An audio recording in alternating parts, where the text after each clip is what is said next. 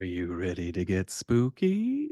Who's out there who's ready to get spooky? Hello, everybody. Welcome to our Summer Scares adult panel. I am Clay McLeod Chapman, author and this year's Summer Scares spokesperson. They'll just give this gig to anybody these days. Now, before we begin, I would like to go over a few technical details with you all. Links to our Summer Scares resources and information were included in the reminder email that you received from Zoom about an hour ago. To download them, all you got to do is open that email, scroll down to the bottom, click on the link located there. You can also download them by copying the URLs on this screen into your web browser. But if you have any trouble, all you got to do is contact Booklist at webinars@booklistonline.com. Now, today, the audience is in listen-only mode, but we're going to welcome any questions that you might have. On the bottom of your screen is a little toolbar with a section for Q&A. If you have a question or you need any technical assistance, just simply click that Q&A and type your message into that box that appears. Booklist will do their best to respond to any tech-related questions, and we're going to pass along all other questions to our panelists today so they can follow up with you after the webinar. Now, Booklist offers closed captioning on all webinars to enable or disable that caption on your screen. Please just look for and click the live transcript icon on the toolbar mentioned earlier. And from there, you can select show or hide subtitles from that menu that appears over there. If you choose to enable subtitles, you can adjust the size of the caption at any time by selecting subtitle settings. And finally, Booklist expects all participants to maintain an atmosphere of respect and fairness and spookiness. Anyone who's going to violate these standards of behavior, or that's including engaging in any form of harassment, may, at the discretion of the organizers, be immediately removed. Now, for today, we're going to start our program with a brief introduction of Summer Scares. Now, for those of you who are unfamiliar, the Summer Scares reading list includes titles that were selected by a panel of authors and librarians, and it's designed to promote horror as a great reading option for all ages during the, any time of year. The program was designed by the Horror Writers Association, always known in my heart as the HWA, in partnership with United for Libraries, Book Riot, and Booklist. And as I mentioned earlier, we sent a link to the 2024 Summer Scares programming guide earlier, but please, feel free to ask for that in the Q&A box if you're unable to locate it. We'd be happy to share it with you again. But let's get to the reason why we're all here today. It's our very spooky panel. Today, we have the pleasure of hearing from none other than Erin E. Adams, the author of JACKAL from Bantam Books, Rachel Harrison, author of Such Sharp Teeth from Berkeley, and last but not least, Gus Moreno, author of This Thing Between Us from MCDFSG Originals. Now, we are going to hear a brief presentation from each author about their book, and then we're going to move on to a Q&A panel of the webinar. So without any further ado, we are going to start with Erin E. Adams, author of JACKAL. Erin, could you tell us a little bit about your book? I'd be happy to, Clay.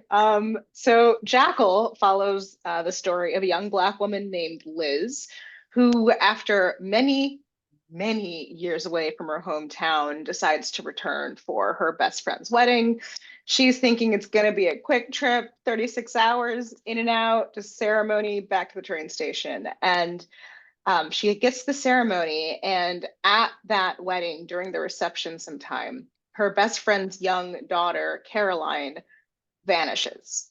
And as this massive search begins for this child, Liz realizes that she thinks she's seen something like this before, that something like this happened when she was in high school.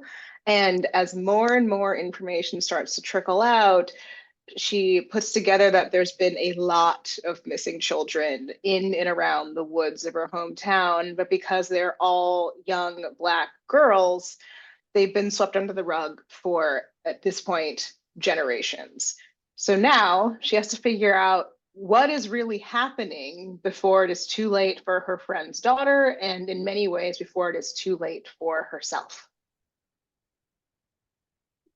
Ooh, thank you, Erin. Yes. Now we're going to hear from Rachel Harrison, author of Such Sharp Teeth. Rachel, what do you got for us? Hi. So Such Sharp Teeth is about Rory Morris, who is a successful, independent 20-something Manhattanite who reluctantly returns to her hometown to be with her pregnant twin sister, Scarlett. Rory is not particularly stoked to be home. She has some unpleasant childhood memories back in her hometown that she generally prefers not to think about. But she loves her sister. Her sister asked her to come home. So here she is.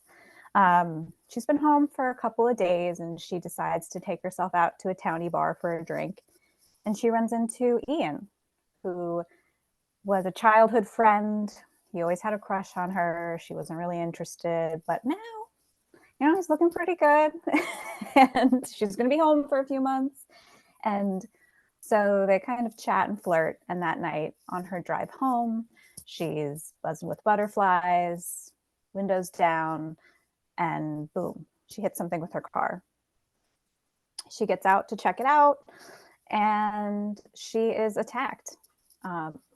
And in the wake of this attack, she starts to change. And her transformation challenges her to confront her past, her present, her rage, her ability to be vulnerable, and what it means to embrace who you are, even if it's monstrous. It's a feminist creature feature with some horror, a little bit of romance, that also explores themes of body trauma. So yeah, that's Such Sharp Teeth. It's a doozy. Thank you so much, Rachel. Now we're going to be joined by Gus Moreno, who is here to tell us a little bit about This Thing Between Us. Take it away, Gus.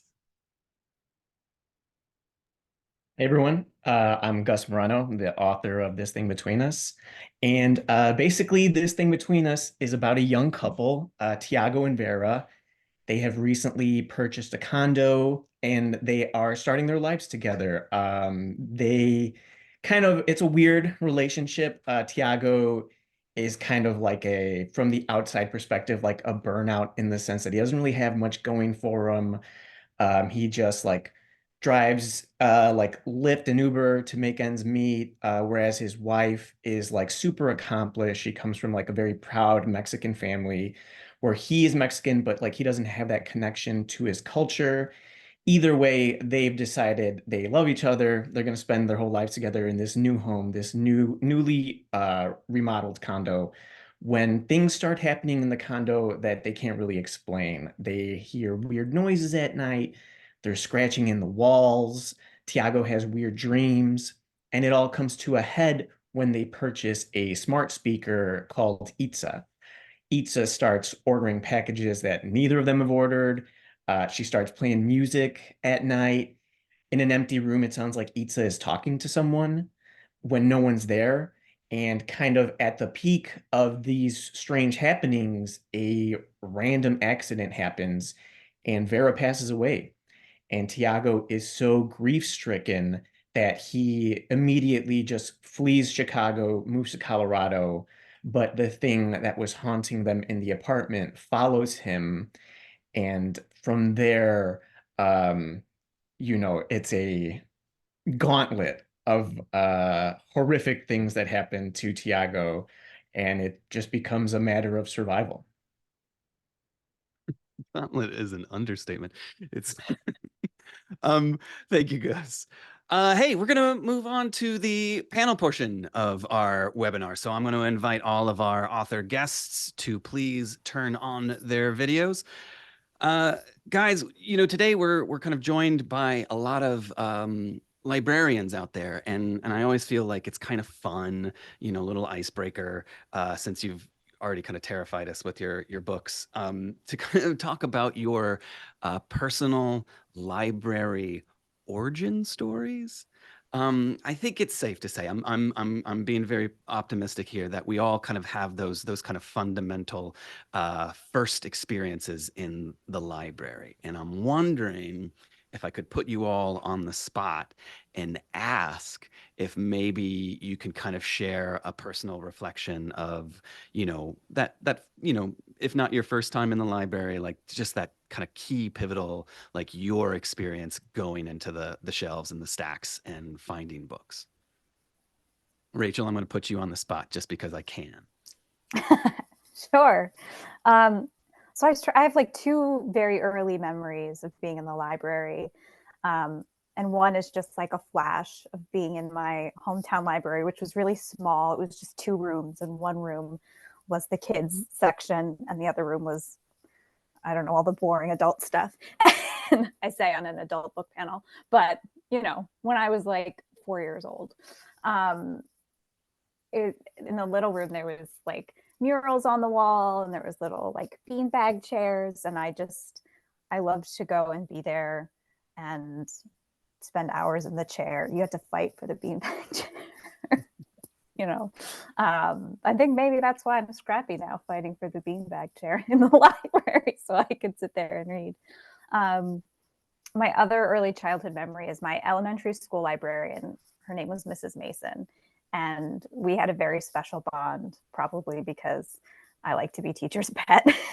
And she liked to give me books to read. And I used to think when I was a little dreamer that if I ever grew up to be an author, my pen name would be R.H. Mason in honor of Mrs. Mason. Oh, wow. So that's my little, That's I had talked about fighting kids out of beanbag chairs. So thanks for putting me on the spot. that's adorable. R.H. Mason, like that has to at least be a character. I imagine you with like a switchblade, like poking the beanbag chair and like stabbing it, and like all the beans spill out. Like, if I can't have it, nobody will. It's not far off, Yeah. but I was sweet Yeah. to the adults, but to the kids, I was a little nightmare. Hey, Gus, do you have a library origin story? I think so. So, me and my friends, like, we grew up in this neighborhood, Bridgeport, on the south side of Chicago. So we would take the Orange Line train into downtown to kind of just like hang out and just be teenagers. And I remember we got off at a spot that I knew there was this like huge building, and I was like, "What's that?" And I had a friend say, "Oh, that's the Harold Washington Library." And I already knew that it was like a special library, like very fancy, very nice in Chicago. So I made a trip by myself where I like walked to the train, took the train downtown, went into the library, and was like, oh my God, like this was like floors of library. And I don't know if I mean, it would go on to like talk about origin story that I could like go to the library and nobody I knew was there. And like, I was kind of like by myself, that I was like, I love this. I could just be here all day and just, you know, read books and enjoy the beautiful architecture, and I'm not going to run into anyone I know. So began my life as like a hermit, I guess. But yeah, I think that's what I can think of. Oh my God, that's amazing. Do you have kind of like a tally of like like what was the longest you stayed there? Like I always think, like, imagine like you could get lost in the stacks and just like have a slumber party and no one would find you until the morning after. But like, do you have a like, I was there for 5 hours easy? I do remember going through the shelves and being like, I want to read something by Don DeLillo, but like all of his books like look gigantic. and there was just this like thin one called The Body Artist, which I was like, oh, I'm gonna like see if I like it. So I just like started reading it, and before I realized it, I had like read half of it. So, and it was like, I'm a slow reader, so hours had like elapsed in that time. That it's one of my favorite books, by the way. Yeah, I guess that's all I can think of. And then you came back for Underworld. That And was then I the came next back for Underworld, yeah. Erin, what do you got? Do you remember kind of your library origin story? For me, yes, I do. And for me, it was that my parents divorced when I was very, very young. And while they still like lived in the same general vicinity of each other, the like one place in common was the library.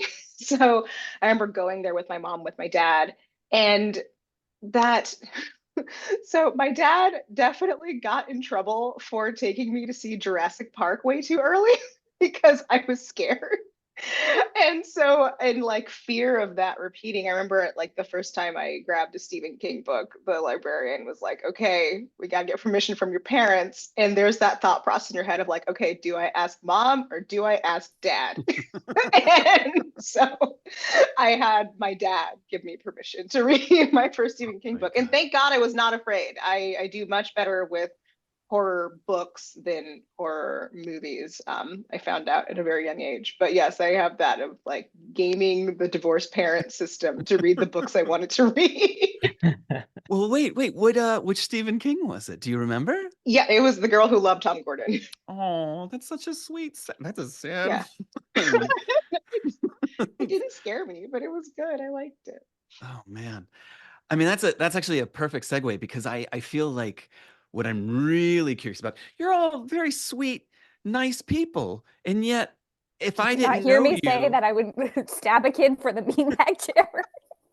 well, I mean, if I encountered you by your books alone, I would be a little bit like, I'm gonna walk on the other side of the street, or like I'm gonna, I don't want to meet, you know, in the dark alley.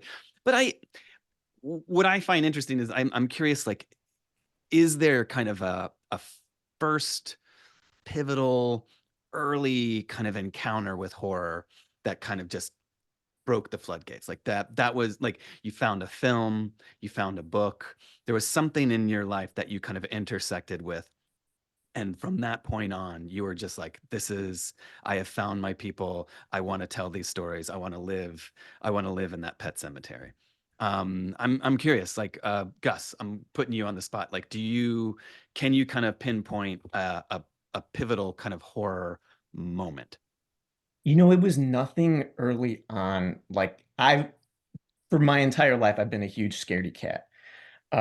Like my uncle used to tell me how when I was like a baby, I would freak out when like an MGM movie would play and the lion on the like logo would roar. Like I'd get scared and I would run away crying. So I've always been like into horror, but I would never consider myself a fan because I always just assumed like, well, no, like people who call themselves horror fans, they laugh at that stuff. Like they like enjoy it. They're not scared. So like no, it wasn't until late, like way later in life when I read like a Stephen Graham Jones interview where he was like, "Oh, I can write as fast as I can because I'm like scared myself. Like I'm trying to just get the story out so I don't have to like have it in my head." Oh And I was wow. like, "Oh, wait, like we can we can be scared and write?" Like it had never occurred to me because like I think up until then I would like write very literary, but for whatever reason, like towards the end, a serial killer pops in or like just something dark would always happen. um, so it was when I read that, I was like, oh, maybe I should kind of just like lean into that. Like that for me was like a real, like everything lined up for me. And I was like, oh yeah, I think I do have a good zombie story because I'm terrified of zombies. And I think I like then things started like happening, but it was much later for me. I mean, I would argue with this thing between us, there's the kind of horror is deceptive. You could kind of walk into that book, and if someone were to tell you like, Mm. not tell you what the genre of this book is. Like, I feel like you kind of ease into the horror to such an extent that like it's a bit of a trap. Do you remember where that Stephen Graham Jones interview took place? Like what publication it was? I have no idea. I was like, anything that had his name on at the time, I was just, devouring. So it Yeah, had to be somewhere. I think it might have been like off the Chuck Palahniuk website, to be honest. there you Like go. that's how far back it was.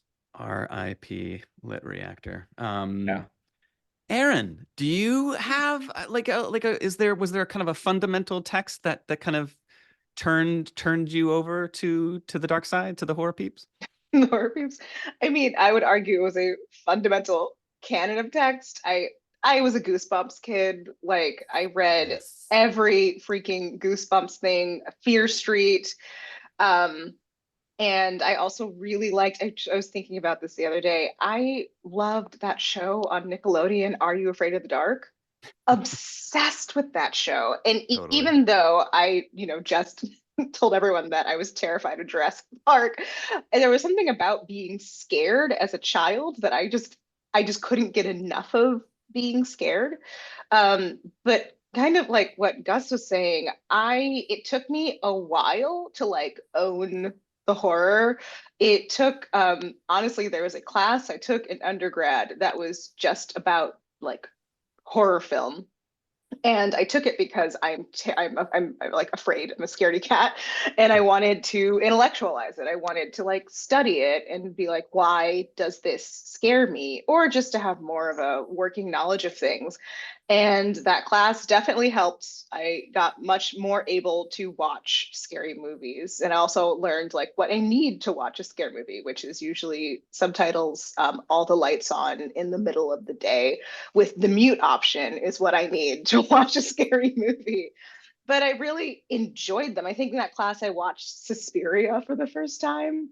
And my professor just brought in just either what you expected from horror with things like Scream. But then when we talked about it, she's like, you realize that Scream is playing on the anxiety of the cell phone. How Scream was a movie where, for the first time, when somebody was calling you, they weren't literally tethered to something, they could be anywhere. Wow. And it's like it's playing on that anxiety. So once that happened, my brain's like, oh, this is great. Like I want to hang out over here. I want to talk about cell phone anxiety.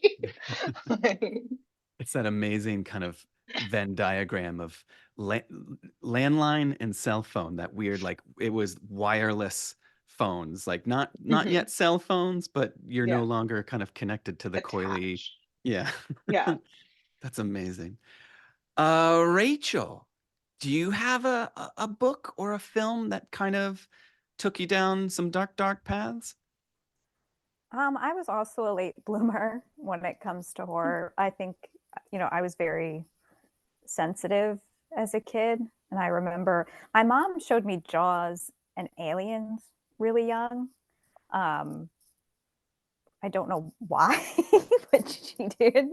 And I just had a very like strong reaction to Who Framed Roger Rabbit. Like I loved, I think like Erin was saying, like films, I think I had a stronger reaction to. And I thought I didn't like horror because I reacted so, like I was always very intimidated, intrigued by horror, but I was too scared by it. So I avoided it for the longest time. I remember in high school, I read The Lottery by Shirley Jackson, and I loved that story, but I don't think I made the connection that it was horror. Um, and then it wasn't until college, I was a screenwriting major, and I was in a screenwriting club, and there was a screenwriting contest, but it was a horror contest. You had to write a horror screenplay. And because I didn't know that I liked the genre, I hadn't really immersed myself in it. That was the opportunity that I took to really sit down and become familiar with it. My best friend and roommate was a huge fan, so we had like a weekend where we watched The Shining, Kubrick's version and the TV version, and then I went on to read the book, and that was kind of my real gateway into the genre. Because of that contest, I felt compelled, and I entered the contest and won. So I was like, maybe there's something, maybe I'm good at this thing that I didn't even think I liked. I mean, this is amazing. All three of you are suggesting that you're late bloomers when it comes to the genre, but writing factored into your lives prior to that. So I feel like I have a follow-up question, and Erin, I'm going to put you on the spot first, but I want to know, as authors who have been embraced by this genre, and as authors who write comfortably within this genre, I'm curious if you feel as if you're you're blooming kind of at a later stage in your life. Like, how does that kind of inform your kind of work within the genre? I'm going to rephrase it just to make sure I'm asking the question I want to ask, which is, as late bloomers, having kind of imbibed or lived or kind of gone down the paths that you've kind of gone down in your creative lives, your personal lives, coming to horror later, did it inform your horror? Did it inform your writing in a different way? Well, I think that, I mean, definitely, it's like I've also come to writing, like I started writing very early in life and then kind of put it down for a bit, then picked it up later. And just that gap of living, of life, of exploring other genres, of doing other things, it definitely it made me a much better writer. And I feel like there is a playfulness, like a genuine kind of like jollity that happens when you come to something a bit later, where you're not tired of the tropes. The tropes are still new to you. They're still exciting. You still want to like take the toys out and play with them. And I also think coming to things a bit later, it means that you, without having to try or put on in any way, just naturally come at it kind of sideways. Like no one's told you how to do this properly. You've kind of figured it out for yourself. So you do it the way you figured out how to do it, which I don't know. I see it as, all positive. The negative is that you had to figure it out for yourself. So things might take a bit longer, or there might be a totally easier way of doing things that you discovered later. But yeah, I often think about if I had continued writing and not done all the other things I did, I think I'd be a terrible writer. I think I wouldn't like myself as a writer if I just stuck with it and didn't explore other things. Yeah. Rachel, did your I feel like saying late blooming is, how did late blooming kind of inform your writing in the genre? I think I didn't, because I wrote that screenplay and then I stopped screenwriting for a while, and then I started writing prose like in my mid-20s. And because that's when I sat down and started to write, the horror in my work is always, like in Such Sharp Teeth, for example, the horror in that book isn't the werewolf. Like the horror in the book is Rory living inside a body and having to deal with a body that is out of her control and dealing with her trauma. And in all of my writing, the horror isn't the trope. The horror isn't the thing in the walls. The horror isn't it's the personal, the real, the things that I have lived through. And because I came to it later, I'm always leading with that. I'm not thinking, I think and even that screenplay I wrote, I was like, how can I scare people? And I don't think about horror that way now. It's not about how can I try and scare people. It's what scares me. What do I find scary in the world, in my life? What's the like real threat here? And that's where I lead from. And so I think coming to it later, my approach is different than if I started writing it when I was 16, or 20, or even 23. So Yeah. I always call it kind of like skin in the game. Like, what's your skin in the game? What scares you? Gus, I I love the fact that like the MGM lion, scares you. I kind of want to record it and just kind of spring it on you at some kind of random moment. But like, You will as a mess me late up. as a late bloomer, do you feel like that's helped or hindered or informed your writing within the genre? It's a weird thing. So, all right, me giving you that MGM thing. When I was 8 years old, one of my favorite movies was George A. Romero's Night of the Living Dead. I would watch it over and over and over. Because I would sneak into my older brother's room and like whatever Blockbuster videos he had rented, I would just watch them like without anyone keeping an eye on me. So I saw like a lot of things I shouldn't have. And Night of the Living Dead was one of them, but I think it was because it was in black and white. I didn't understand that it was like horror. And like Mm.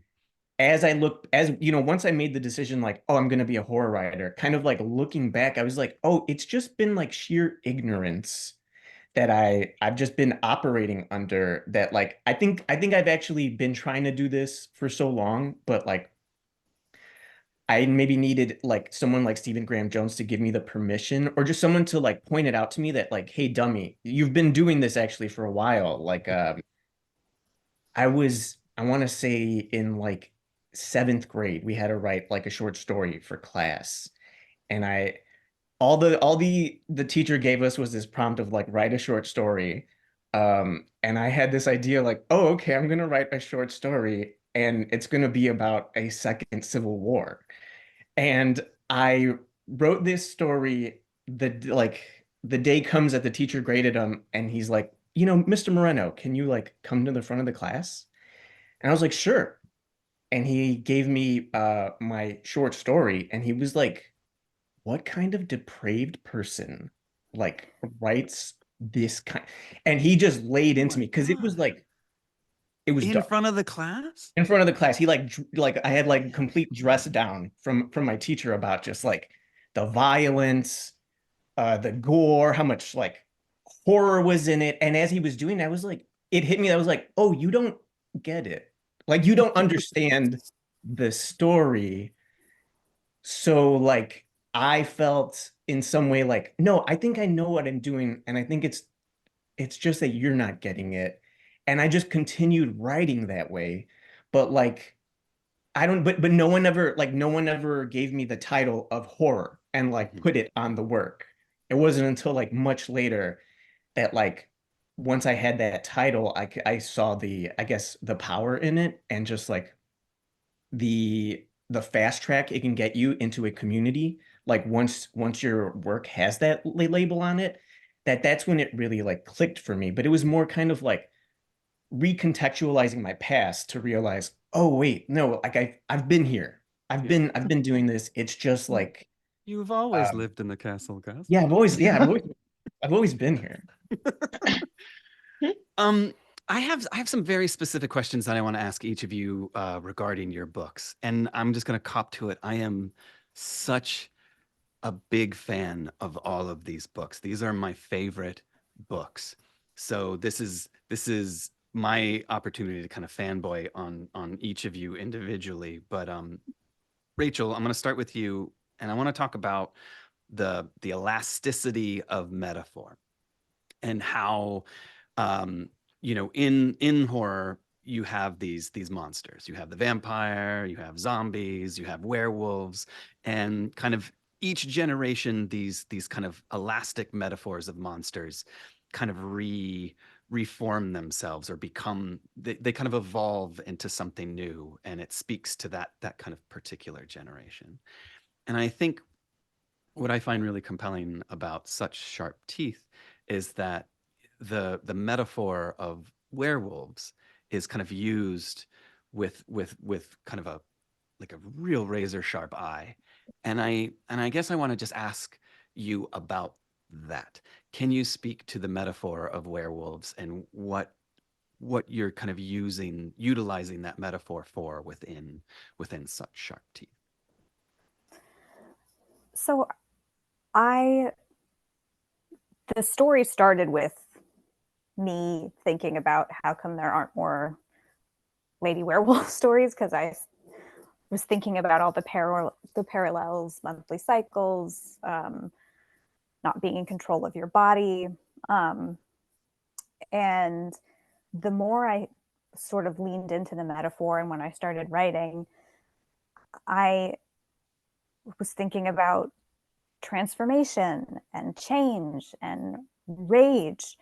And there were so many ways that I could relate to lycanthropy and that I found it cathartic that it became more than I set out for it to be.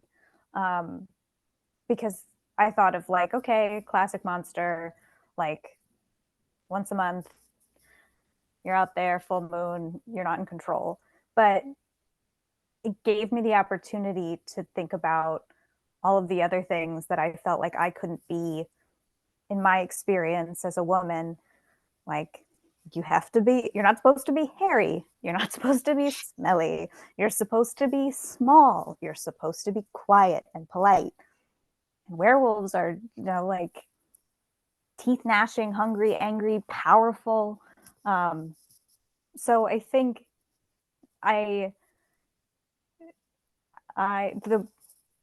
the werewolf surprised me. The metaphor surprised me. It became more than I set out to be. I think the initial parallel that I thought of that sparked the idea for the book just sort of spiraled into more and more. And I think it's kind of the power of these monsters, werewolves, vampires, zombies. There's more than one way to explore them. There's more than one approach. And that's why we're seeing, there's kind of countless ways that you can explore them. And so Such Sharp Teeth was very specific to me and to my experience, my life experiences. And I hope people can relate to it. But I think our monsters are personal. And the more I think you can lean into what resonates with you about the monster, I think like what's specific to you, I actually think more people can relate to that than if you were trying to keep it broad, if that makes sense. It makes total sense. And I mean, correct me if I'm wrong, but I feel as if, given the fact that you were so specific to this monster, your experience, that a lot of readers have connected to you or reached out to you with their kind of personal werewolf stories. And is that singular to Such Sharp Teeth? Like, did you find that was kind of a pleasant surprise? Like, was that something that you anticipated? Yeah, I didn't know, because I mean, there's definite parallels to sexual trauma in the book, and at first, but it's pretty concealed. And so I did several interviews and no one had brought it up. And I was like, maybe it's so subtle that people don't notice. And then I went on one podcast, She Wore Black with Agatha Andrews, who's a former librarian. And she brought it up and she saw it. And it was a really emotional conversation for me. And then it's happened to me several times where readers will pull me aside and we'll hug and cry and talk about the personal thing in the book, which is really special. But that also I have people who read it and they're like, this was fluffy, this was light. I'm like, bless you, that part you didn't get that part, and that's fine. I'm glad. Like, so I don't know. I try and have my books work on multiple levels. And so there's the deeper metaphor of trauma. And then there's also like, I'm frustrated with my body and like barf is gross. Like there's like different ways that I hope my readers can relate to the book. But I think this book is about Rory, my protagonist, learning to be vulnerable. And I hate being vulnerable, but this book was me having to be vulnerable. So, yeah, now I forget the origin of the question, but You got it. You got it. I started rambling. Barf is gross. That's the answer. Barf is gross is There you go. That's the that's on a t-shirt by the end of the day. Erin, oh God, Jackal. Oh my God. There's this tension point that I think you find. And some books do this, some try to do it. You do it so amazing, where there's like this tension point of reality, like real world horrors and supernatural horrors.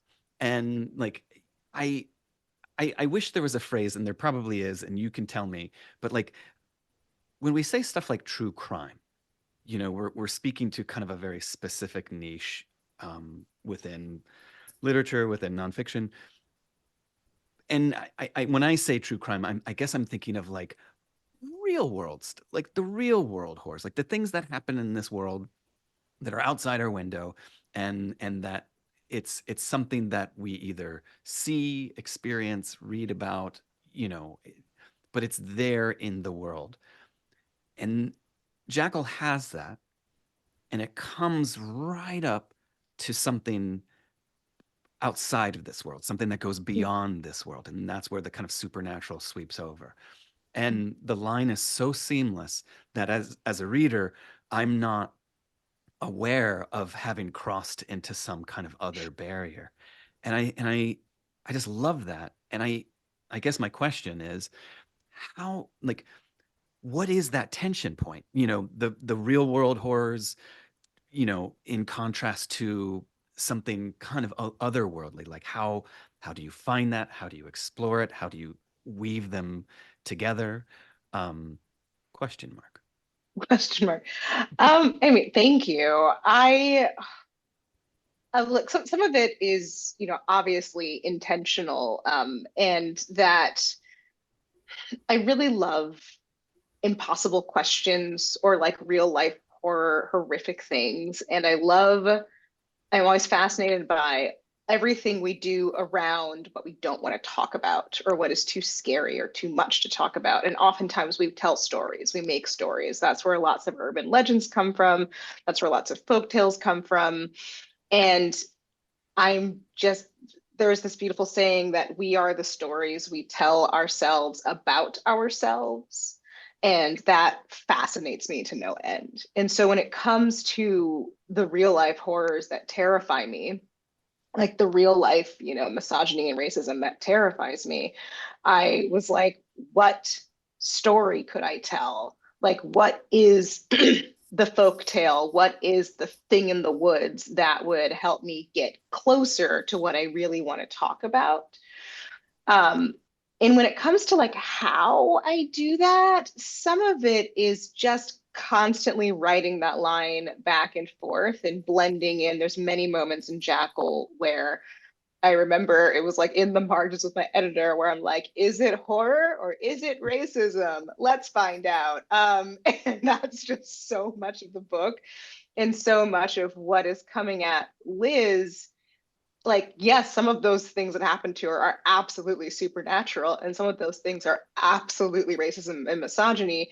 And as you're going through the book, neither you nor Liz can tell which is which until the very end. And I wanted that kind of untethering, I think I kept using the word with my editor, untethered feeling. Like I wanted the ground to always be kind of moving under Liz and moving under the reader until the very end. Because at least for me, thinking of my own memories and thinking of my own experiences with racism and misogyny, the things that stick with me the most are not things that are overtly racist that I can go and name and say, okay, that is racism. It's the stuff that exists in the middle where you're like, wait, is that are they saying that or they're saying this? And like that's the stuff that gets under your skin and just like makes a little home in your body. And you're like, ah, what is this doing here? So Jackal is definitely my attempt at doing that. I also think, no, I know for a fact that that blending of real and supernatural, it comes from my family's from Haiti. And it just comes from that. There is, I've been constantly trying to explain to people that like I remember like not being able to go out for the day because my grandmother had a bad dream and like premonitions, dreams, like there is this bumping up of magic in the real that's just pedestrian in my upbringing that yeah, so for me it just feels it like some of it is second nature and some of it is obviously intentional. Yeah. I'm right there with you, Erin. Yeah. I come from a family where like the supernatural is like real. So, so then it's like the line between them, you're just like, I don't know. Yeah. Yeah. See, Gus, you were always a horror person. It was there from childhood. You can't deny it anymore. Yeah. It's always been there. We've been dead all along. Gus, I remember the specific moment and the person. It was Mallory O'Meara, one of the co-hosts of Reading Glasses podcast. And she was like, "Oh, you got to read this book. I just read this book. You got to read this book, This Thing Between Us." And I was like, "Well, what's it about?" And she was like, it's about a haunted Alexa." And I was like, "What? Like, are you really, is that what you're recommending?" She's like, "Yeah." And like, I was like, "Okay." And I mean, she's not wrong, but it is so deceptive how on its surface you can pitch it that way. And then you walk into the book and you are just sideswiped. You are destroyed. I was destroyed by the end of reading your novel. And I feel as if what you're doing is Trojan horsing a something more under the guise of haunted technology. And haunted technology has its own kind of like illustrious, history and legacy, for every haunted doll, every haunted tennis shoe, every haunted car, you name it. Like, but you've kind of, I want to believe that you're kind of at the forefront of this. Like, I don't know if there have been other haunted Alexas, but like you kind of put it out there. And I guess my question to you is, speaking specifically to the notion of technology and the kind of the moment that piece of technology turns into something else, like haunted technology. I wonder, was that always the foundation of the story? Was that secondary to the story that you eventually tell within the novel?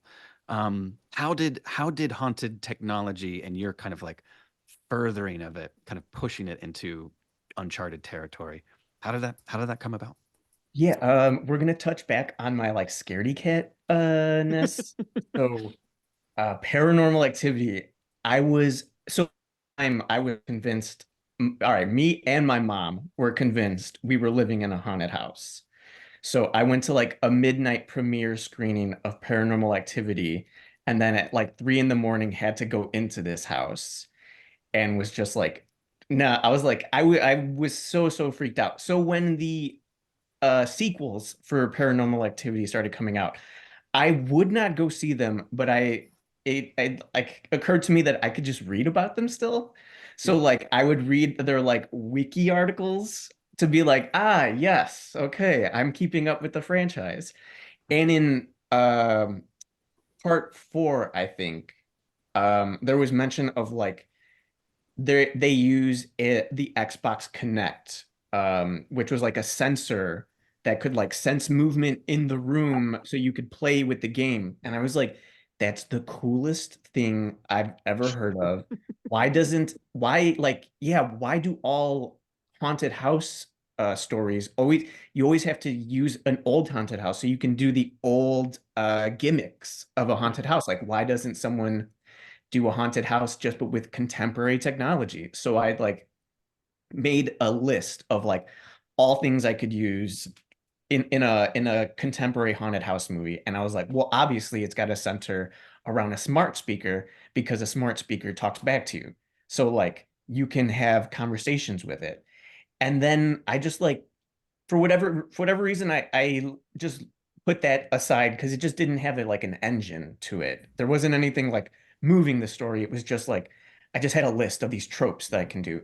And it wasn't until I experienced my own grief, like losing someone, where I was just so caught up in my own feelings, but still at the same time had developed this habit of writing every day, that I was like, okay, like I need some kind of like lattice that'll be like the bare bones of a story that I can just use as an excuse to kind of just like write about my feelings. So I went to like my old notes app and found that haunted house thing. So I was like, oh, the smart speaker, I'll just use that. And the story kind of just unfolded from there. So I'm also at this stage where now people think I'm like a big like Black Mirror type of author or like technology. I'm just like, it was just a good idea. I was just trying to get there before someone else did. Take the Yeah, Black I think Mirror, like get that Netflix money going, man. like Steven Soderbergh released a movie with a smart speaker that I was like, oh my God, I gotta write this book as fast as I can. All right, we're closing in on the end, so I really want to rapid fire a few questions your way. Forgive me. But the audience has asked, Rachel, can you share your cat with us? Is your cat present at the moment? People are asking from the audience. There you go. She crawled up. Give the people what they want. Melissa, I met a librarian this weekend. Her name's Melissa, and she's at the Middletown Library in New Jersey. And she was asking me, how do I get my patrons to read spooky stuff that's not in the month of October? Like, how do we do this all summer long? How do we do it all year long? And I'm curious, like, if you had a kind of like short and sweet, like, hey, we're Halloween people 365. Like, is there, like, with the resistance that you may find within readers for the other 11 months out of the year, what would you say to kind of entice someone to read either your books or someone else's spooky books this summer? And I won't poke, but if anyone has an answer, I'm in for it. I think horror. Oh, go ahead. Okay. Go ahead, Erin. I'll say I think horror is a great escape, and not to be too much of a downer, but it's nice to be afraid of something on the page as opposed to something in real life. So, Absolutely. And I also think most horror books aren't like, there's another aspect to them. So I think leading with the other aspect, like leading with, for JACKAL, like it's a going home story. It's a, if the reader likes true crime, if they liked like the last season of True Detective and they're looking for something like that, like I think. And then for Gus, like, do you like Black Mirror? Do you like, can you handle like crying for a few hours straight and loving it? Like, finding something out, like, do you like humor or a little bit of romance with your horror? Maybe Such Sharp Teeth. Like, there's always, I think right now in the genre, there's such a huge spectrum, and all of it has a different, it's all multifaceted. So, like, what kind of mother do you like? What kind of mother to me is a summer horror book? Like, I read that and I'm hot and I like want to like make Old Bay barbecue sauce, and like there's like, do you like see crappy horror? Like, I feel like there's always another angle into it to get them to read the horror, because there's some books that feel very October that like take place in the fall, and like, but there's plenty of horror books that take place in the winter or the summer, or, you know, have a side of this and are about this, and maybe the reader can relate to that specific thing. So also shout out to New Jersey. Sorry. Yeah, I would second that. Just like finding the other subgenres in the books really helps. And then also there's always a theme for every month that you could just be like, it's hunting season. Buy or you know, get the only good Indians. Like, Yeah. you know, there's got to be something. Oh, God. Okay, rapid fire. Last two questions. We're going to do it round, and I will call on you. Can you recommend a novel that we can find in the library for other people to read? Doesn't have to be a spooky book, but let's make it a spooky book. Rachel, do you have a scary book to suggest? The Militia House by John Ooh, Milas. yes. Gus, what do you got? Come Closer by Sarah Gran. Yes, amazing. Erin? Shutter by Ramona Emerson. Ooh, those are amazing. Those are bangers, all three of those. Can you tell us what you guys are working on now? Like what's next? What's in the pipeline? Can you tell us know what's up, Erin? What are you working on? So working on my second book. It's called One of You. It follows two Haitian American sisters who are living their American dream, but very different definitions of it. One, she's more of a housewife, has like a husband, the kid, lives in Long Island. The other, she's a lawyer in Manhattan. They don't always see eye to eye, but they are very happy to be living their quote unquote American dreams. But when their mother unexpectedly passes, all the family secrets start spilling out and threaten to rip apart everything they have built since the moments their parents have come to America. So it's like deconstructing the American dream and figuring out, when does it become a nightmare? Mm. Gus, what do you got for us? What's next? Working on a second book. I can't really talk about it because I change everything always at every chance that I get. Even the title, I'm like, oh, I know what the title is going to be, but I can't even guarantee that. My This Thing Between Us was not even the title of the original book. Mhm. So yeah, I can't say much. Cool. I'm working on a comic book I also can't talk about. Or I probably even shouldn't say that. And there's like a film adaptation that I can't talk about. Yeah. Okay, So well, zip. yeah. Rachel, what do you got for us? My vampire book, contemporary vampire book, So Thirsty, is out September 10th. Amazing. Oh, guys, I'm so afraid, but that is all the time we have for today. Thank you so much, Erin, Rachel, Gus. That was a wonderful discussion. Really appreciate it. Tomorrow, all attendees are going to receive an email containing links to today's video recording and a certificate of completion. Hey! For more about Booklist webinars, be sure to visit booklistonline.com/webinars, where you can view archives of past webinars and register for upcoming ones. And don't forget, you can view recordings of all of our Summer Scares panels, including our middle grade panel and our YA panel, at the Booklist site.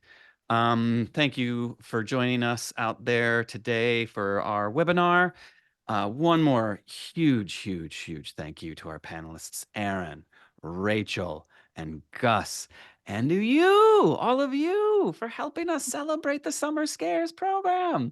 Let's get spooky. Thank you very much, guys. Have a good day. Everyone. Bye.